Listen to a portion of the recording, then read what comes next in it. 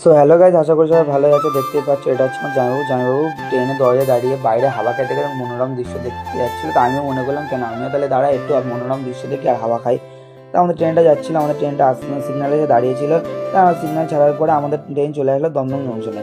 দমদম জংশনে আসার পরে আমরা ট্রেন থেকে নেমে ফ্লাইওভার ধরে যাচ্ছিলাম মেট্রো স্টেশনের দিকে। মেট্রো স্টেশনে এসে দাঁড়িয়ে আছি আমি, দিদি, মা, জামাইবাবু, বাবা গেছিলো টিকিট কাটা হয়ে গেলে আমরা চলে আসলাম মেট্রো ধরার জন্য। মেট্রো উঠে পড়লাম।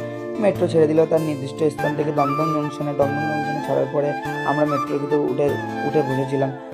মা কেউ দাঁড়িয়েছিল, যেমন আমি দাঁড়িয়েছিলাম। তারপরে মাকে বললাম একটু হাই করার জন্য। আমরা চলে আসলাম এসপ্ল্যানেডে কাজ ছিল। এসপ্ল্যানেডে কাজ মেটানোর পরে তারপরে চলে আসলাম আবারও মেট্রো ধরতে আমাদের দ্বিতীয় গন্তব্যস্থলে যাওয়ার জন্য। দ্বিতীয় গন্তব্যস্থল ছিল দক্ষিণেশ্বর। তা বাইরের মনোরম দৃশ্য দেখতে দেখতে চলে আসলাম দক্ষিণেশ্বরের ফ্লাইওভারে হাঁটতে হাঁটতে চলে আসলাম গঙ্গার ধারে।